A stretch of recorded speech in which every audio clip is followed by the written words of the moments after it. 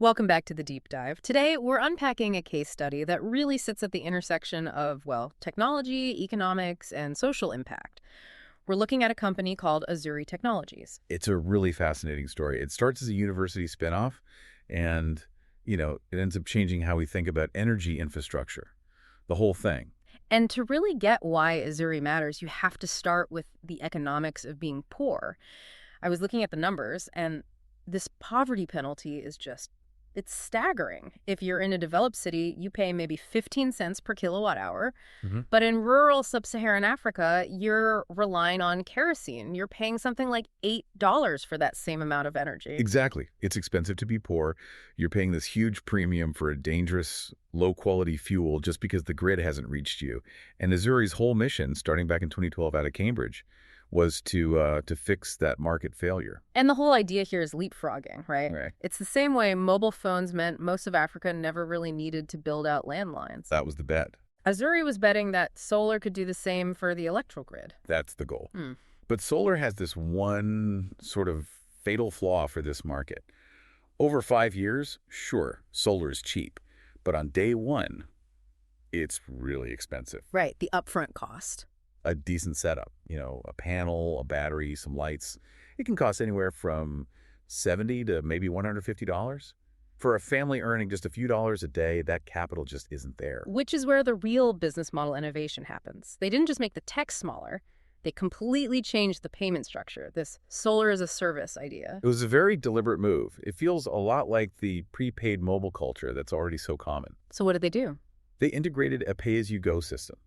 So instead of needing to find $100 up front, the customer pays a tiny installation fee and then just buys top-up credits. We're talking like $1.50 a week. And that, crucially, is about what they were already burning on kerosene, plus phone charging fees at the local kiosks. Right. They didn't need new money. They just had to divert their existing spending. And it's not a forever bill, is it? No. And that's the kicker. It's a rent-to-own model. After about 18 months of these little micro payments, a timer in the device unlocks it permanently. You own the hardware. Your energy cost just drops to zero. Boost to zero. And that ownership part, that triggers something else the research mentioned called the energy escalator. It's an interesting concept. It's like turning a light bulb into a credit score. That's a great way to put it. Once you've proven you can pay off that basic lighting system, you suddenly have a credit history with Azuri. They can then offer you upgrades. Bigger systems? Bigger systems, maybe a solar-powered satellite TV, even internet access. It's about moving a household from just basic survival, like needing light to see, to actually accessing modern lifestyle amenities. Okay, let's talk about the hardware itself for a second, the home smart system. Because, putting a solar panel on a roof isn't new, but the way Azuri manages the batteries seems to be the secret sauce. Yeah, this is where the machine learning comes in.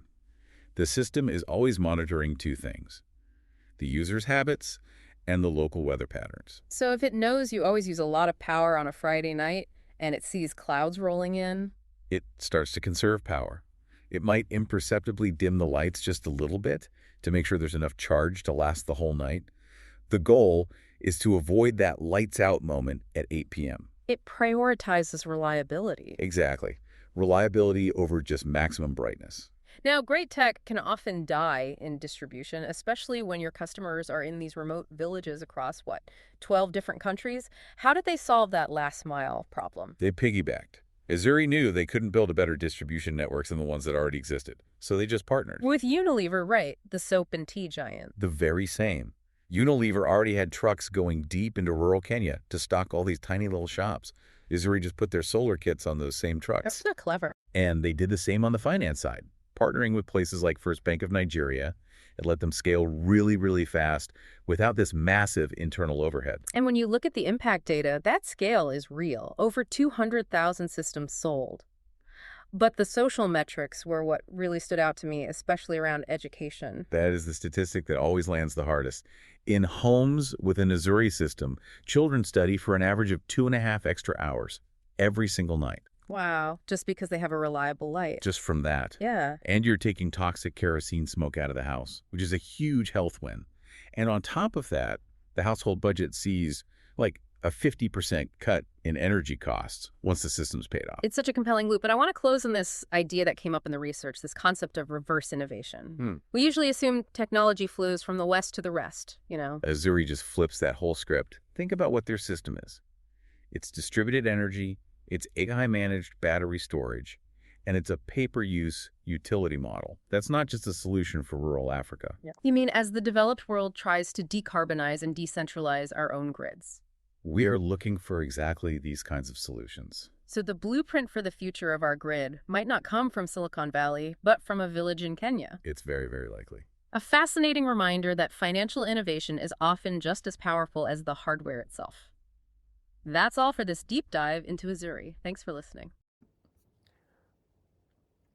Thank you for listening to Mission Possible, innovating for the world's most marginalized.